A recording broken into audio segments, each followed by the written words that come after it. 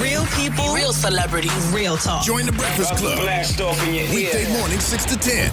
Morning, everybody. It's DJ MV Angela Yee, Charlamagne the God. We are the Breakfast Club. That was a worldwide exclusive Mary's newest single, Whole Damn Year. Listen, it's not just Mary. It's Mary J. Blige, the queen of hip-hop soul, okay? The legend. Let's be clear. Well, good morning. Let's be clear. Good morning. The record sounds amazing. Thank you. Who wrote the record? Emily Sandy. Yeah. The pain seemed like it was there, but you know, it just seemed the record seemed dope. It seemed like a lot of females that are going through that pain. Yeah. Is really gonna love that record. Envy, you went through some pain too, so I did. Yeah. But I was on the other end of that record. He was causing the pain. I was He causing the pain. pain. I was causing the pain. Yeah. Yeah. Now, the name of your new album is The London Sessions. What made you want to record in London? Why was London the inspiration this time? Well, London was the inspiration because of the record we did with Disclosure, the FU record. Okay. And it exploded in London. And when we did over here at Terminal 5, the response was it was just ridiculous. And it started trickling over here, and people started responding over here positively on the record. And the idea was to do an EP, a full, with Disclosure. Okay.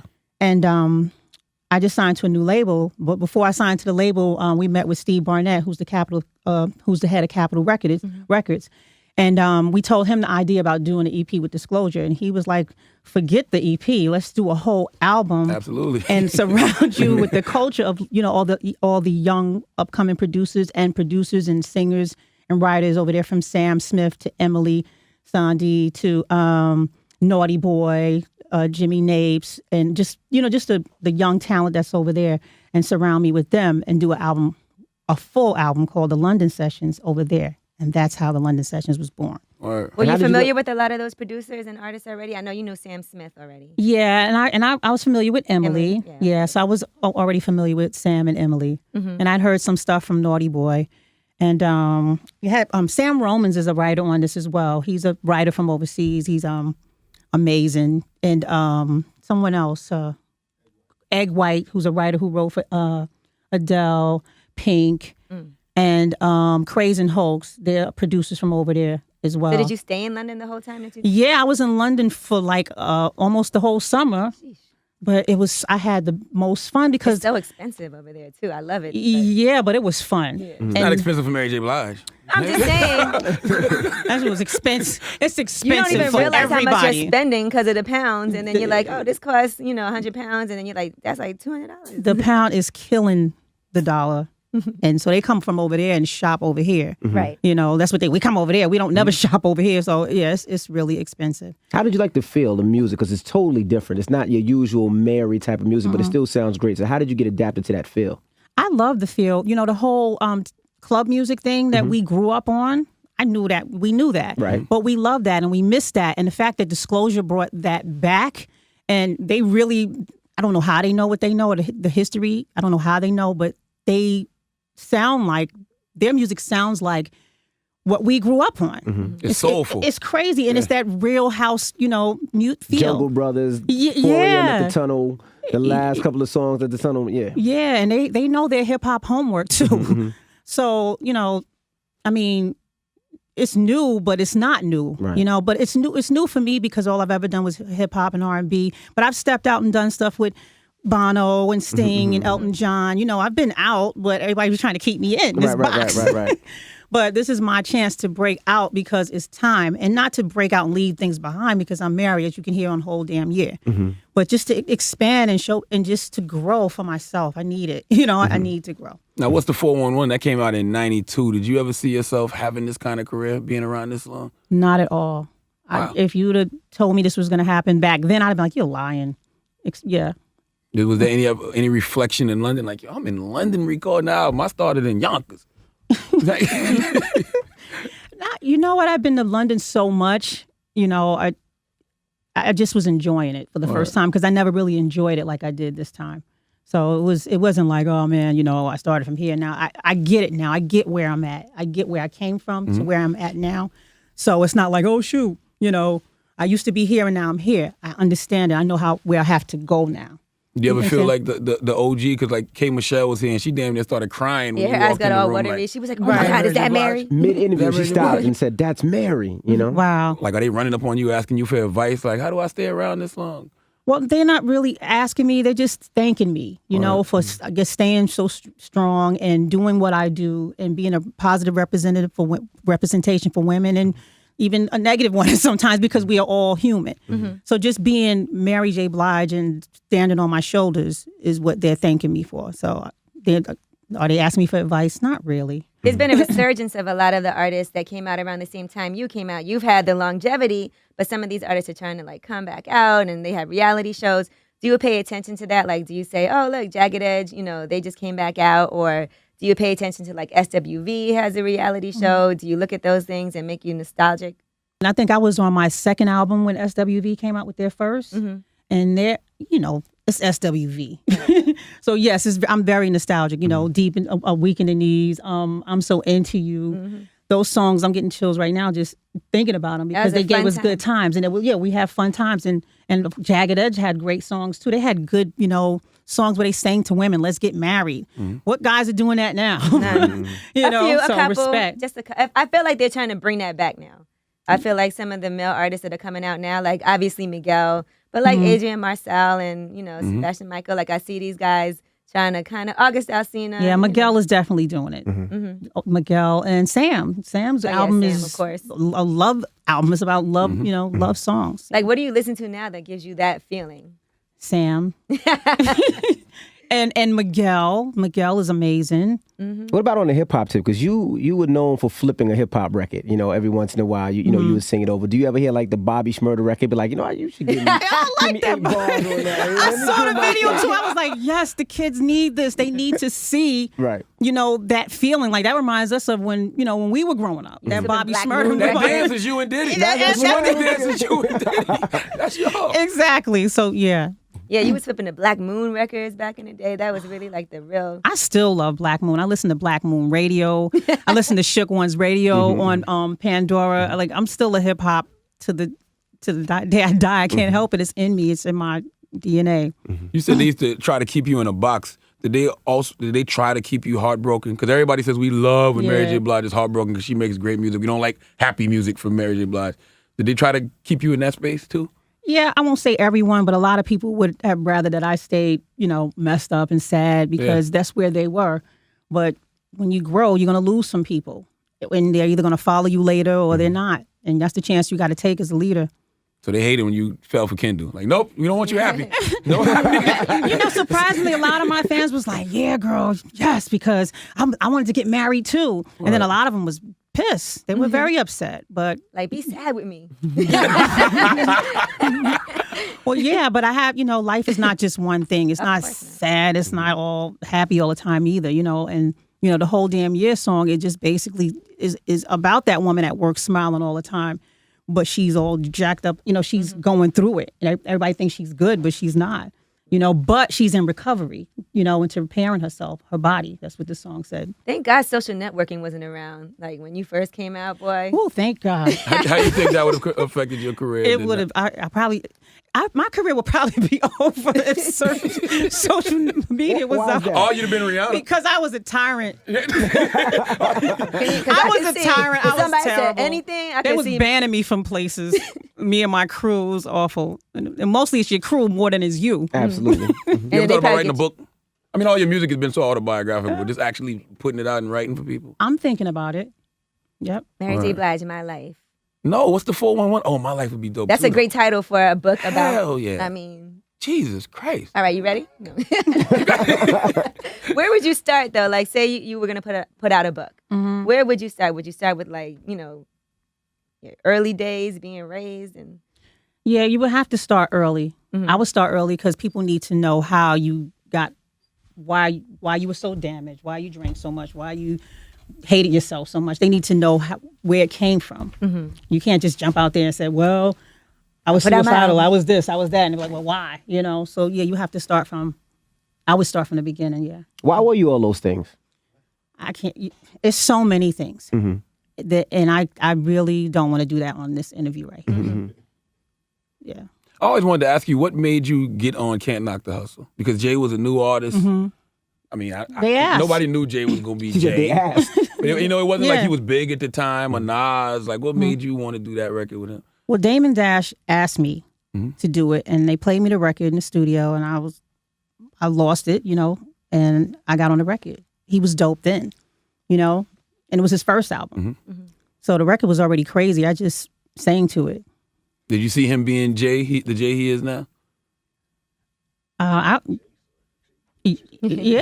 I did. I saw that he was something incredible and fresh, and the tone of his voice was like, wow, who is this kid? All right. And look at him now, you know. Right. He knew, obviously. Whatever happened with the Ghostface, All That I Got Is You? Because you were on the song and then the video came out and then they had to take you off. What happened with that? That was some label stuff, I guess. I don't even really know about. I remember the song being out, but I think it had to be some label stuff. Somebody at the label saying no for whatever reason. I don't know. Was it always hard for you being in the middle? Because there were all kinds of issues with different women, with each other that you were around. Like if, you know, Faith and Little Kim don't get along or this person and that person. Did you feel like you ever had to choose sides? No, because I know how to love my people and stay neutral. But I know how to love them for real. And if they don't love me, you know, because I like someone else, then they're not really, you know, my friend. Unless someone has like a beef, you know. And sometimes you have to choose side when it's a beef. But it never really got to that when I was around. Right. Later, it's, you know, it started getting to that. What's your relationship like with Diddy now? That's my family All right. forever. I saw the documentary, and of course, y'all had y'all ups and y'all downs, but you seemed to be upset with him when he went and signed Faith because it was like he was making a Mary J. clone. Yeah, I was hurt. You know, I'm not going to, and he knows I was hurt, but, you know, I got over it because I understand the business of it all. Like, if I was him, I would have made another Mary J. Blige, too. So I get it, but that, you know, when you don't understand the business, you take it personal. But I get it now. Absolutely. Have a lot of people approached you about doing like television shows now or maybe like documentaries, docuseries about making this album? Did you do a lot of filming for it? I actually did a documentary of the whole thing. So that should be coming out around the time when the album comes out. Oh, okay. Now we talked about R&B earlier, but what hip hop do you listen to that you like, that you know, that you wouldn't mind doing songs with? Like what artists that, you know, 'cause I know you love hip hop so much. Like who do you enjoy in the hip hop game now, if there is anybody? Drake. Drake is one of the best of his generation. He just is to me. Absolutely. You don't feel like he's competition as an R&B singer? Shut up. Shut up. Shut up. Shut up. Shut up. Shut up. Don't mind him. This guy here. Now, you put out the album this summer, to Think Like a Man 2 soundtrack, and the LA Times headline was Mary J. Blige put out an album. Did anybody notice? Did that upset you? No, not at all. Because of the politics of it all. All right. You know, it was so much going on and we had so little time to get it out. And I don't want to go into that. You know what?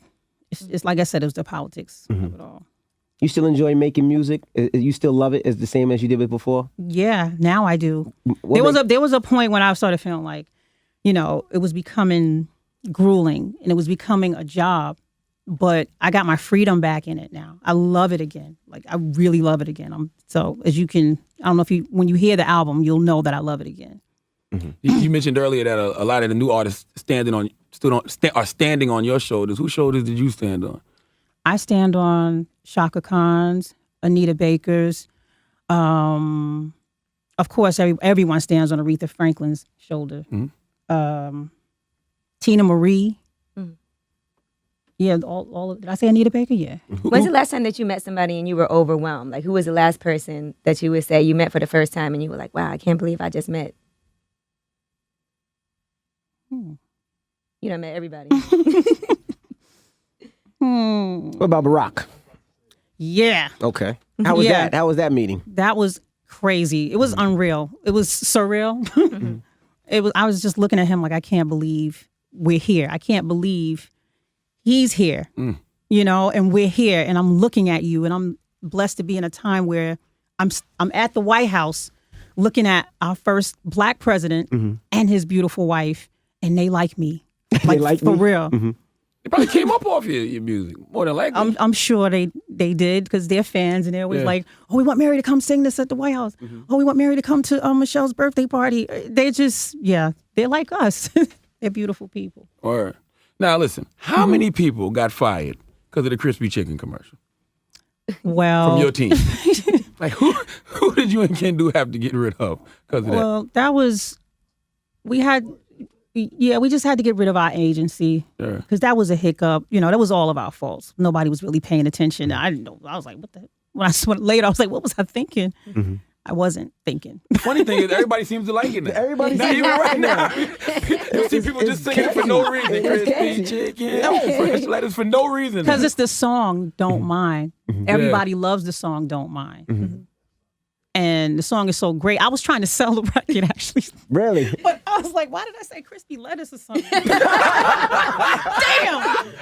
Well, nobody likes soggy lettuce. Get on the mic, Ken Do. Come on, Ken Do. Come on. The matter is, like, all honesty, when we signed up to do it, she was singing about a salad, Okay. and in the last minute, they were like, "Yo, we want to switch it to the sandwich, right? A crispy chicken sandwich," and we are on the set doing what we're doing already, and my dumb ass, I missed the ball. I dropped the ball. Everybody was there. Vincent Herbert was there. Like, all my people was there. Chris Hicks. We all just, nobody paid attention until after. But then the really bugged out, right, is that somebody, I don't know if it's the agency, I don't know if it was Burger King, I don't know if it was whoever the hell it was, they actually edited that really fucked up. Like where Mary says to somebody like, "Yo, what's in the chicken wrap?" Like she says, because I'm telling you, we just found out to do it at that moment. So she asked somebody what's in it, and they took that soundbite and put it in it. It's almost like they was doing it on purpose. Yeah. You know what I'm saying? So it just was a mess. How was that argument at home with hubby that night? I know, because my wife would have been like, "You let me do that." Got me thinking about chicken and I got real dark for a minute.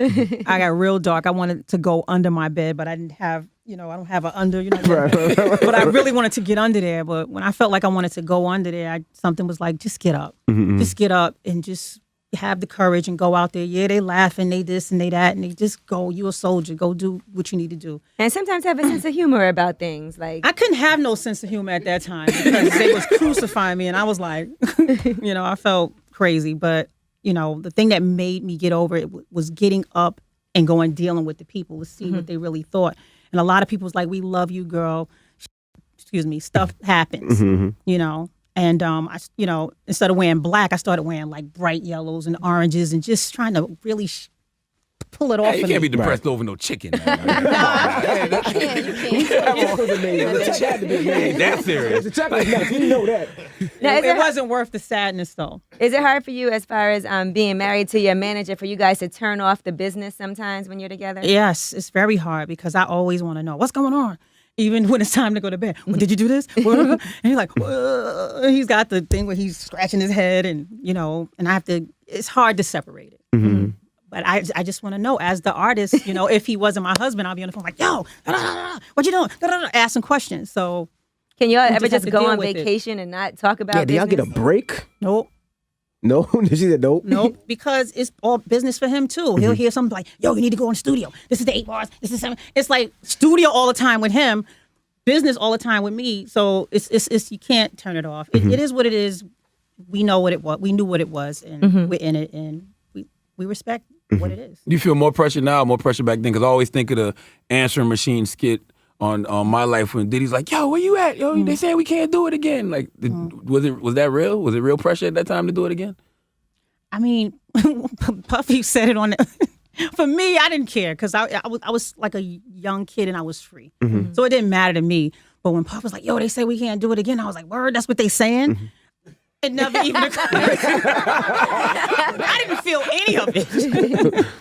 But the older you get and the longer you're in this business, the pressure starts to become real. Yeah. Is it still real now? Is the pressure still real? Yeah, it's real. For what though? You don't got nothing to prove now. Nothing at Like all. nothing. You No, still it's put up not that you records. have anything to prove. You just want your fans to love what you do. You don't want to do all of this and for nothing. You want them to love what you do, you know? And so, I mean, to express myself is honest. Right. And so they're gonna love it, you know? But I have to be careful because I've expressed myself a couple of times before and they was like, you know, they didn't love it. So it's more pressure every time. And you have to think about what you're doing. You have to understand that people are not idiots and they're not stupid and they can't be tricked. You gotta be real with them. Right. Do you ever feel like you have to, we talked about the box earlier, step out that box, for instance, like strip clubs are big. Back then they Here you weren't. go. No, I'm just curious because if you look at Beyonce, she did records that hit in the strip club. Right? Would you ever say, you know what, I gotta get that audience, or you just say, F it, I'm gonna stick with Mary? Well, I mean, I have to be honest. I shot a video, Mr. Wrong. I shot it in a strip club with strippers in it, and later on I was like, why did I do that? I'm Mary J. Blige. I didn't have to do that. But you know, He said you took all the strippers out? we all try. You know, we try. It's a business, so we want to see. You know, there's women that love Mary J. Blige in the strip clubs, but the way you get them is not to Cater to them. Make them. not disrespect them or not cater to them, but not go and do what they. You know, what I'm saying, I can't do what they do. You have to be yourself. That's why they loved you in the first place. I'm surprised they don't straighten up when you come around like, oh, it's Mary. I don't know if I can get naked in front of Mary. Oh no, they just No, they be right there like, girl. They be all. they be like, we know Mary got money. Nah, it's beautiful though. They're just free and they just love me. So does the music feel free now when you record it? When I hear Be Happy, I hear freeness. Like that's one of my favorite records ever. I think I listen to Be Happy at least 3 times a week. Wow. Just because it changes my mood all the time. Okay. Yeah. Well, that's good. Yeah, this freedom. All right. First of all, going to London was freedom. You know, it was a whole step out of the comfort zone, step out of the United States of America, step out of what we do. And just to do all the different kind of music that I did was just like freedom. What songs would you say you get most emotional when you perform? Oh, wow. I'm not going to cry. No More Drama. And Take Me As I Am. Yeah. I think that's about it right now. I mean, it's everything because I love everything.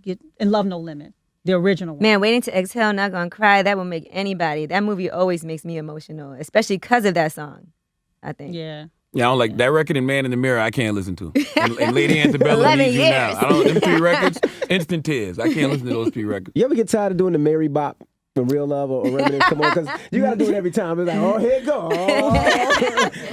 I can't help it. What else am I going to do? Everybody else is doing it too because the music just make you just... And if you do it now, they'd be like, look at Mary trying to do the shmoney dance. I've been doing this. Yeah, I can't help it. We appreciate you joining us this morning. Absolutely. Oh, thank you guys. I never It's been thought a this was pleasure. going to happen. I didn't think it was going to happen either. I was like, Mary J. Blige is for real going to come up here? She comes to this little I ratchet feel ass like we show. This little ratchet official. ass- I feel like we kind of official now. A little bit. You're beneficial. No, seriously. Mary J. Blige came up here to see the Breakfast Club. They're going to be like, why Mary did she have to do that? Oh, I did. But we appreciate Yeah, we it. appreciate it. And Thank you y'all. are a legend. Absolutely. I don't even like to call you the queen of hip hop soul. I just like to call you the queen, period. Oh, that would be great if you stopped calling me the queen of hip hop soul. I appreciate it. Oh, you don't like that label? Just call me the queen. Word, Thank okay. you. Got you. Ladies call and her gentlemen, queen. it's Mary J. Blige. The album comes out December 2nd. And what's the name of the album? London Sessions. Album December 2nd. All right, make sure you pick it up. And it's The Breakfast Club. It's Mary J. Blige.